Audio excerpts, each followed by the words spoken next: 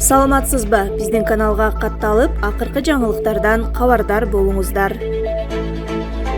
Бабанов абактан кат жазды. Экс-премьер-министр Өмүрбек Бабанов УКМКнын абагынан кат жазды.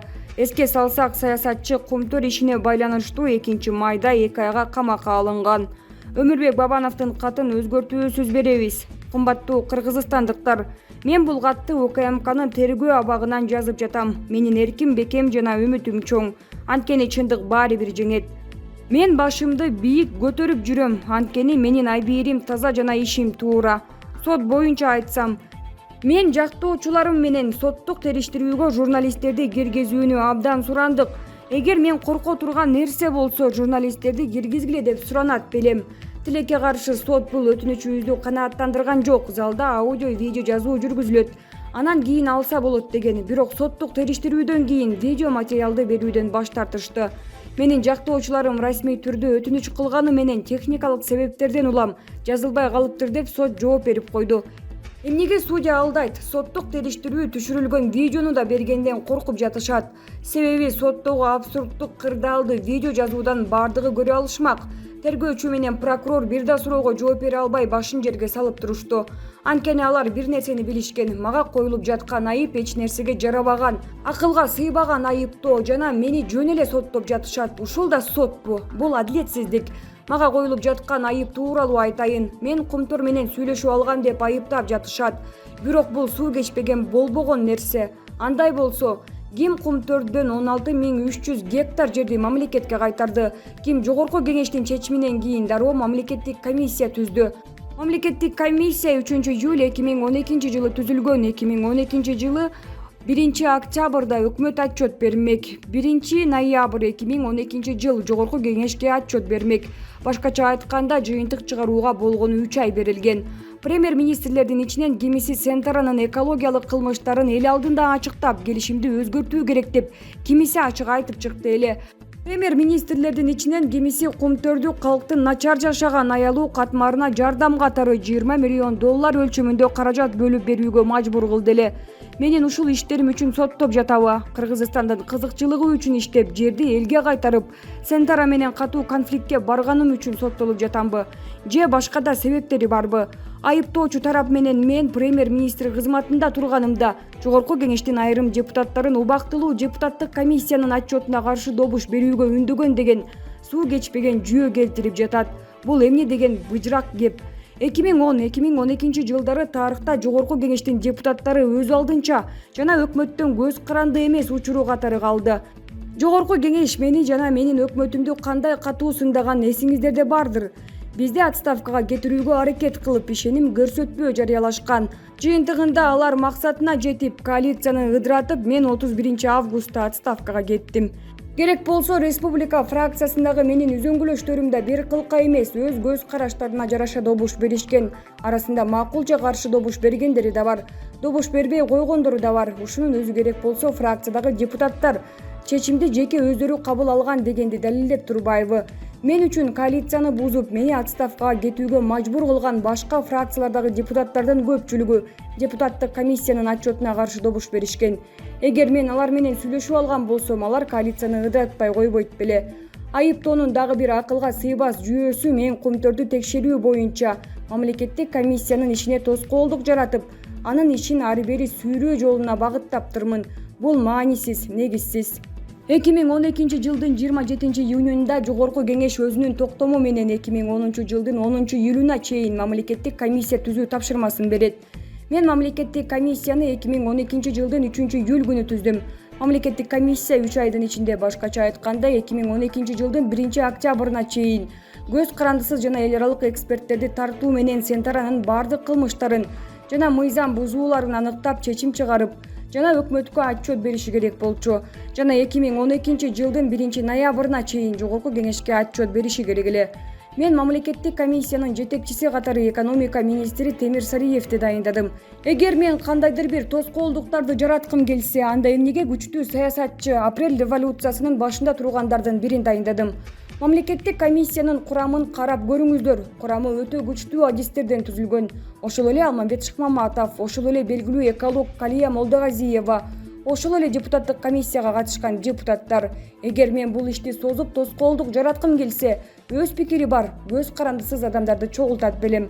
Ошондой эле экология боюнча эксперт катары Кутманова чакырылган. Мен Кумтөргө барганымда мамлекеттик комиссиянын суроолоруна жоопту жана зарыл документтерди 1-2 күндөн кечиктирбей берип турууга деп жетекчиликке так кесе айткам.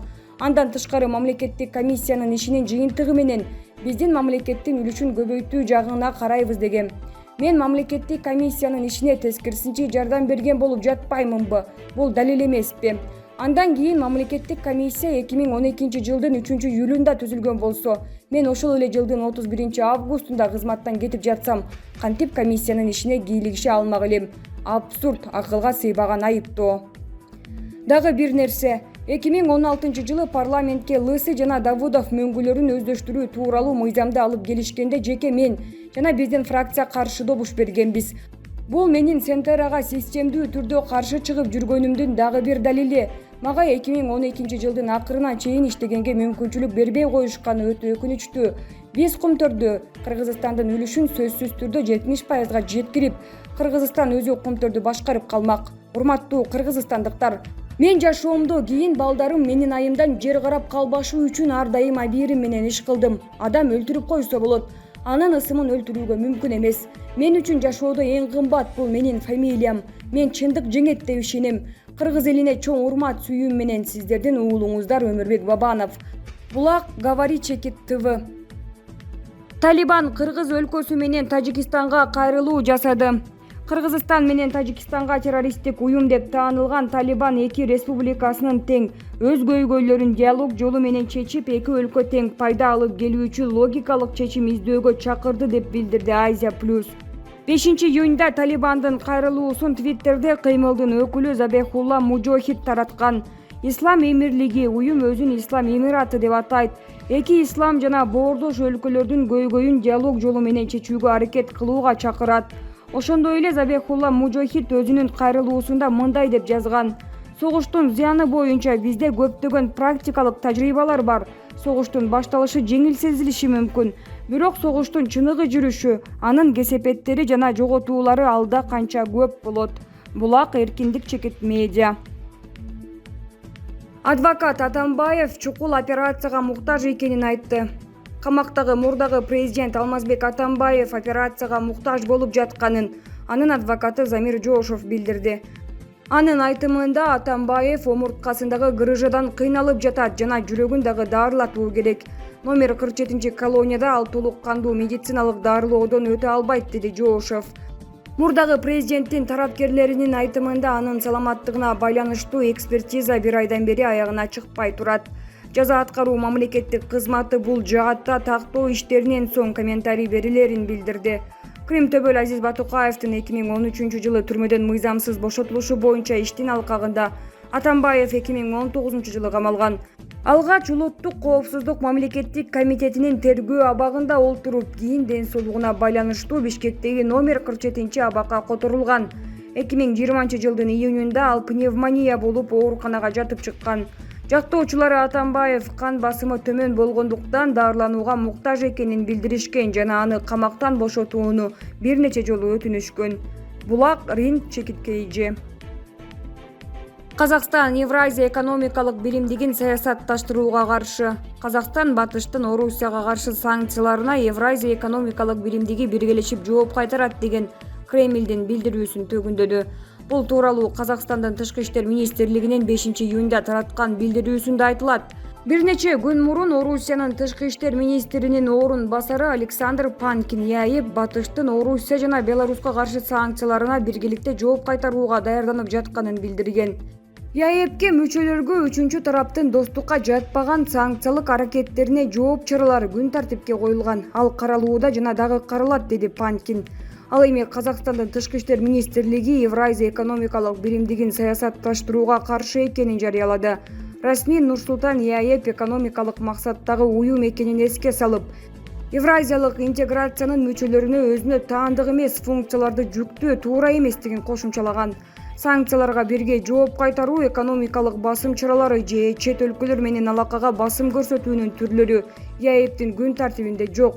Бул Казакстандын принципиалдуу жана туруктуу позициясы болуп саналат деп жазылган билдирүүдө. Буга чейин АКШ жана Европа биримдиги Орусияга карата Крымды аннексиялап алышы, Украинанын чыгышындагы жикчилдерге колдоо көрсөткөнү жана оппозициячыл саясатчы Алексей Навальныйды ууландырып камакка алууга байланыштуу бир нече санкция киргизген. Мындан тышкары батыш өлкөлөрү Беларустагы саясий окуялардан улам Александр Лукашенко баш болгон бийликке санкцияларды жарыялаган.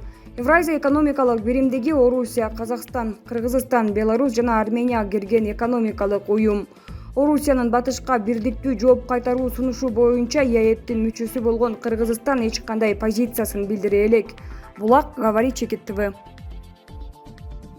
Кыргыз Республикасынын маданиятына эмгек сиңирген ишмер, куудул сатирик Рахман Разыковдун дүйнөдөн мезгилсиз өткөндүгүнө байланыштуу туугандарына жана анын жакындарына терең кайгыруу менен көңүл айтып, аза кайгысын тең бөлүшөбүз. Жаткан жери жайлуу, топурагы торко болсун. Аллах өзү сүйгөн пенделерине убада кылган Фирдаус жаннатынан орун берсин. Жакшылар бул жашоодон чарчагандай, жер астын эрки менен тандагандай, четинен кетип жетелешип, жер үстүн наадандарга таштагандай. Бүтүн Кыргызстан саясий партиясынын төрагасы Адахан Мадумаров жана партиялаштары. Адахан Мадумаров.